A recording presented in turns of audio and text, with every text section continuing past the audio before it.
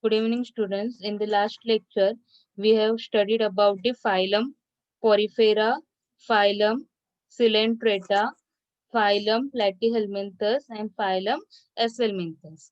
Now, today we are going to revise it with the help of the video. So, I will request you to go through this video carefully, and then we will start with the further classification of other phylums. So, let's begin with it.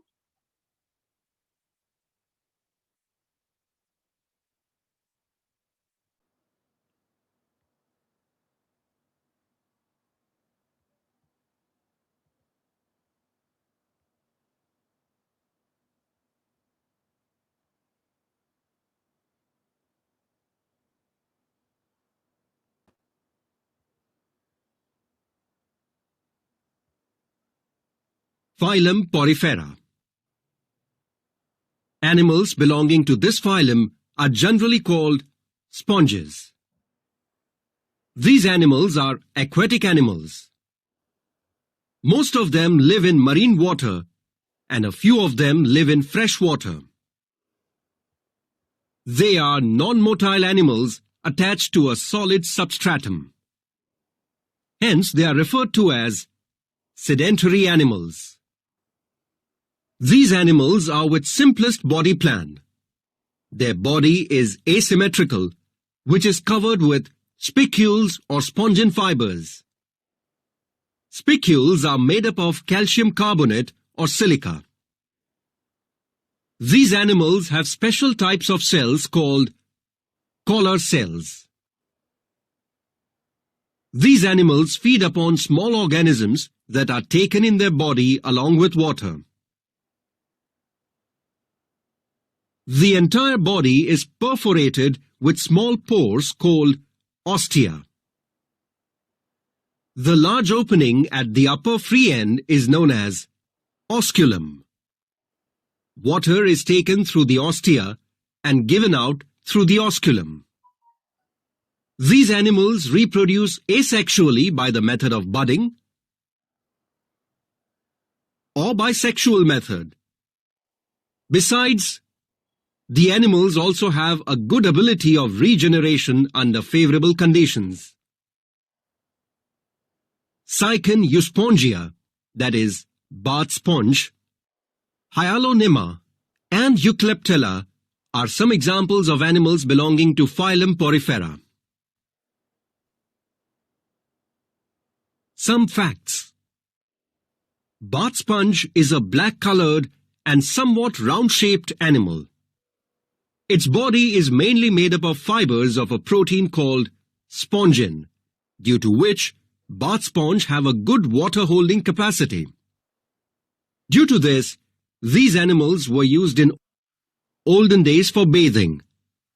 Besides, they were also used for manufacturing of pillows and cushions. They were also used as a wetting material for sticking postal stamps and for counting currency notes. Let us now proceed to study about the next phylum, that is, Cnidaria or Coelenterata.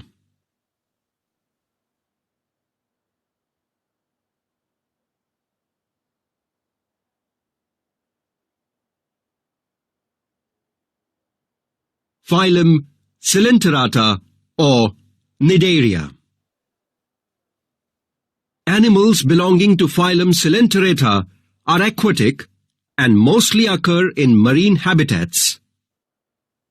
Only few coelenterates live in fresh water.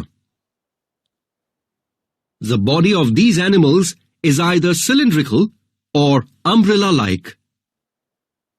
If it is cylindrical, it is called polyp, and if it is umbrella-like, it is called medusa. These animals are diploblastic. They show radial body symmetry. They have tentacles bearing cnidoblast surrounding the mouth. These tentacles are useful for capturing a prey, whereas cnidoblasts inject toxins in the body of the prey.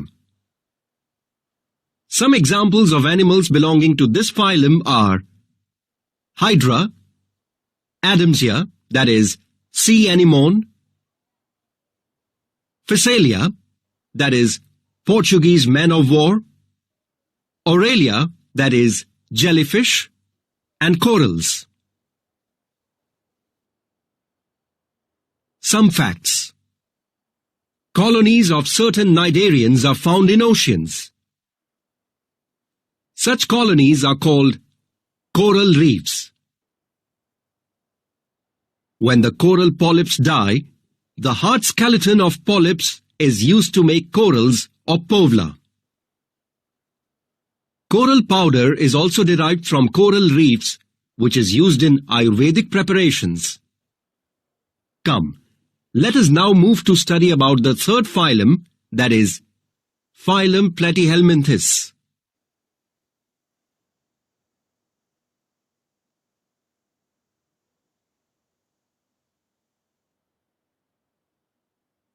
Phylum Platyhelminthes. Animals belonging to this phylum have slender, flat body like a leaf or a strip. Hence, they are generally called flatworms. Most of these animals are endoparasites. Few of them are free-living and aquatic. Body of these animals is acylomate and bilaterally symmetrical. They are triploblastic, that is, their body is made up of 3 germ layers: endoderm, ectoderm, and mesoderm. These animals are hermaphrodite, that is, male and female reproductive systems are present in one animal body. Some common animals that are classified under phylum Platyhelminthes are tapeworm, planaria, and liver fluke. Come, after studying about phylum Platyhelminthes, let us now study about yet another phylum which includes worm, that is, phylum Aschelminthes.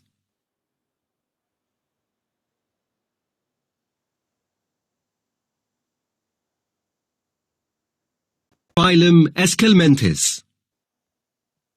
Animals of this phylum have long thread-like cylindrical bodies. Hence, they are called roundworms. These animals are either free-living or endoparasites. The free-living forms are either aquatic or terrestrial. Bodies of these animals is non-segmented, covered with cuticle, triploblastic, and pseudocylomate. These animals are also unisexual. Some examples of animals that belong to this phylum are Ascaris, that is intestinal worm, filarial worm, and Loa loa, that is eye worm. Let us now move on to study about the next phylum in line, that is phylum Annelida.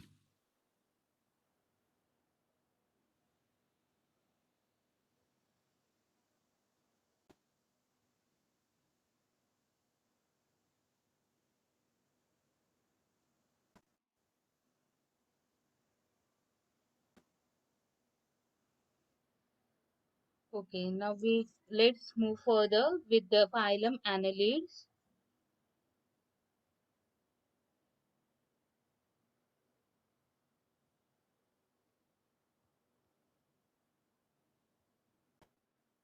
Okay, now we will see the phylum Annelid.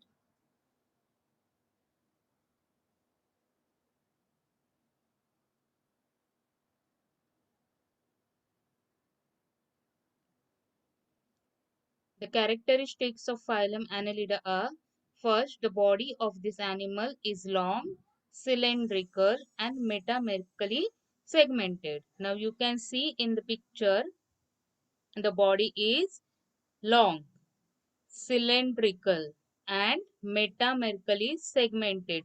Can you see the segments on the body of this earthworm? These segments are metamerically segmented, means they are they are same in structure. The segments are same in structure throughout their body.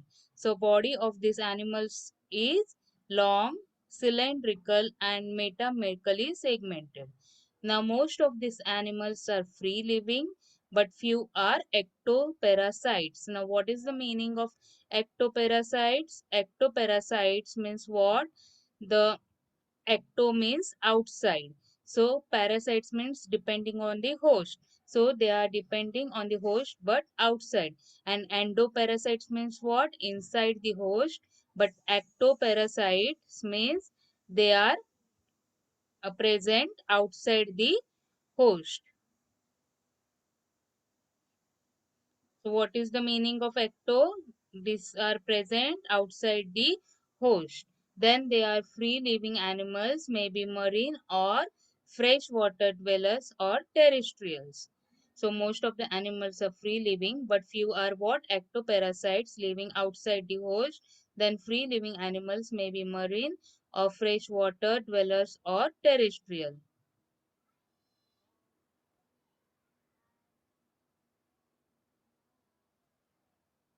Ectoparasites means outside the host. Then these animals are triploblastic. Triploblastic means they are having three layers. Then they are bilaterally symmetrical and eucoelomate. Eucoelomate means what? They are having true cavity inside. Eucoelomate means what? True cavity they are having inside their body. Triploblastic means the body is made up of three layers, and bilateral means the imaginary axis is bisymmetrical and bilaterally symmetrical, and eucoelomate means true coelomate is present. Okay. Then they have setae or parapodia or suckers for locomotion. Now, what is the meaning of setae or parapodia? They are having, you can see here, thread-like structure or the bristle-like structures are present in both of the sides so that they can do the locomotion. You can see here in this nares, they are having bristles-like structures which they are using for the locomotion. Small legs, thread-like legs are present in both of the in both sides, so that they, with the help of these bristles, they can move. For locomotion, they are using this setae or the parapodia, or they may have the suckers. You can see here, you can see they are having a suckers for the locomotion. Then their body is covered with special cuticle. Their body is covered with the special cuticle, and these animals are either hermaphrodite or unisexual. Now, what is the meaning of hermaphrodite? Hermaphrodite means what? The both the sexes they can show the characteristics of male as well as female. Means both the sexes are present in them only. Means they are showing the male character also and the female character also, and maybe some of them are unisexual. Now, what is the meaning of unisexual? Unisexual means either they are male or they are the females. Now, examples of this phylum annelids are earthworm, leech, nares, etc. Which are the examples of earthworms? Examples of phylum annelids are earthworm, leech, nares, etc. So we will go again with this phylum annelid. Characteristics are body is long, cylindrical, and metamerically segmented, and animals are free living, and few of them are ectoparasites, and free living animals are maybe present in marine or freshwater dwellers or terrestrial. They are triploblastic, having three layers, and bilaterally symmetrical and eucoelomate, that is true fluid is present in the cavity. Then they are having setae or parapodia or sucker for locomotion. Setae is hair-like structure. Parapodia is bristle-like structure. You can see in this nares, brittle-like structures are present so that they can make the movement, or suckers you can see in the lead for the locomotion they are using. Their body is covered with special cuticle, and they are either hermaphrodite, that is both the sex characters in one organism, or unisexual, that is either they show the characteristics of male or the female. An example of phylum annelids are earthworm, leech, nares.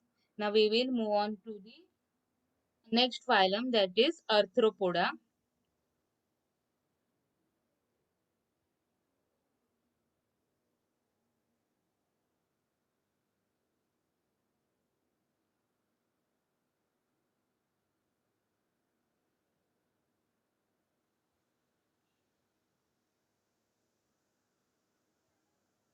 Okay, now we will see the next phylum, that is phylum Arthropoda.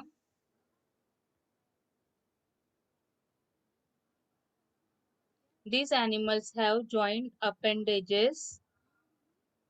These animals have joint appendages.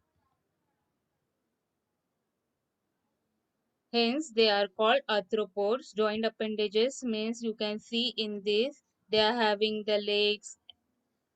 You can see in the cockroaches, they are having legs. See how their appendages are joined. In scorpion or crabs, they are showing the appendages which are joined. Then second characteristics is planet Earth has highest number of animals from this phylum. So most of the Earth is having most of like this animals. Those are Arthropoda. Hence, this is the largest phylum with highly successful animals in animal kingdom. These animals are found in all types of habitats ranging from deepest oceans to the highest mountains. So they may be available in the ocean, deep in the ocean and also high at the mountains. Body of these animals is triploblastic, that is made up of three layers. Which are those three layers? Endoderm, ectoderm and the mesoderm. So they are triploblastic, made up of endoderm, ectoderm and the mesoderm. And they are eucoelomate. Eucoelomate means what? They are having true cavity and bilaterally symmetrical. They you can make with the imaginary axis, we can divide them into the two half, and segmented means lines are present on the body. Then chitinous exoskeleton is present. Chitinous exoskeleton means the uh, outer skin of their body, outer structure of the body is what? Chitinous. And these animals are unisexual, means either female or they are male, means they are showing the characteristics of female or the male characteristics. Means different organism are present, like male organism and the female organism. And examples of this phylum Arthropoda are what?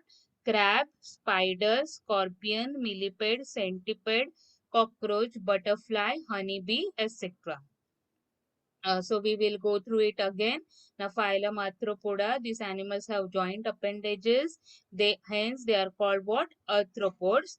Now planet Earth has having highest number of animals from these phylums, and this is the largest phylum with highly successful animals in animal kingdom. These animals are found in all types of habitats ranging from deep in the sea to the high in the mountains, and the body is made up of triploblastic, that is having three germ layers: endoderm, ectoderm and the mesoderm. And also their body is bilaterally symmetrical and having segments.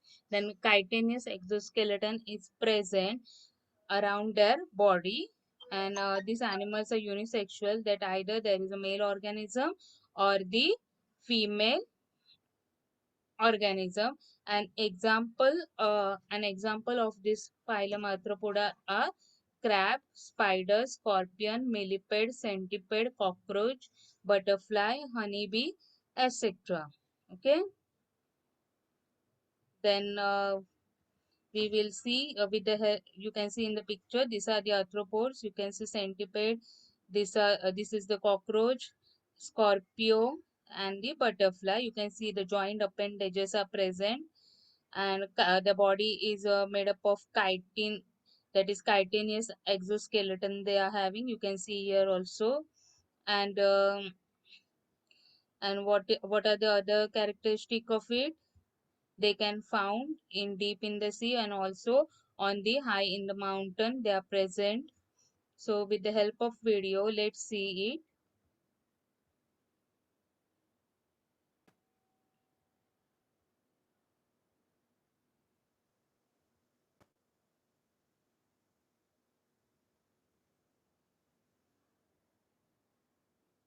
phylum Annelida. The animals of this phylum are long, cylindrical, and metamerically segmented. Their body is covered with special cuticle and also have setae or parapodia or suckers for locomotion. Most of these animals are free-living, but few are ectoparasites. The free-living forms may be marine or freshwater dwellers or terrestrial. The body of these animals are triploblastic, bilaterally symmetrical, and eucocylomate, that is, they have true coelom or body cavity. These animals are either hermaphrodites or unisexual. Some common forms that belong to this phylum are earthworm, leech, and nereis. Some facts. Earthworms make burrows in the soil. This improves aeration of soil as well as the water retention capacity of soil. Earthworms also feed on the soil particles and dead and decaying matter present in the soil. The excreta of the earthworm is vermicompost, which improves the nutritional value of the soil. Hence, due to all these benefits, earthworms are known as friend of farmers. Leeches can be used in Ayurvedic system of treatment. Leeches mainly feed on the blood of mammals. It is this characteristic of leeches that is used in leech therapy, which is a type of blood purification therapy. According to Ayurveda, leech at the first bite only sucks impure blood from the skin and only the pure blood is left. In this way, blood is purified. Let us now move on to study about the largest phylum of the animal kingdom, that is, phylum Arthropoda.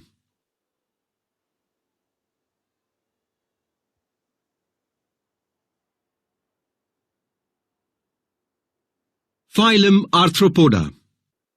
Arthros means jointed and podas means feet or appendages. Hence they are named as arthropods. Planet Earth has largest number of animals from this phylum. Hence this is the largest phylum with highly successful animals in animal kingdom. These animals are found in all types of habitats, ranging from deepest oceans to highest mountains. Their body is triploblastic, eucocylomate, bilaterally symmetrical, and segmented. Their exoskeleton is made up of chitin, that is, large structural polysaccharide made from chains of modified glucose. These animals are unisexual. Crabs, spider, scorpion, millipede, centipede, cockroach, butterfly, honeybee are some examples of arthropods. Some facts. Arthropods like butterflies and honeybees are pollinating agents. Honeybees are also of huge economic importance. Products like honey and bee wax are obtained from honeybees. Along with uses, losses also occur to humans from animals of phylum Arthropoda. Cockroaches that belong to phylum Arthropoda causes health hazards because they act as carriers of disease-producing germs. Mayfly, which is an arthropod, have the shortest lifespan on Earth. Its life lasts only for 24 hours. Mayfly is also called one-day insect because of its shortest lifespan. There are many different species of mayflies in the world. In fact, some members of the mayfly family die within a few hours. On the other hand, lifespan of a termite, which is also an arthropod, ranges between 2 to 50 years. Insects belong to the largest phylum, that is phylum Arthropoda. Due to their large number, these arthropods dominate all the terrestrial environments that support human life. These animals feed on our agricultural productions and some other items that we use as our food. Thus, it has been said that only insects directly compete with humans for food. Come, after studying about the characteristics of the largest phylum of animal kingdom, let us now move on to study about the second largest phylum of animal kingdom, that is, phylum Mollusca.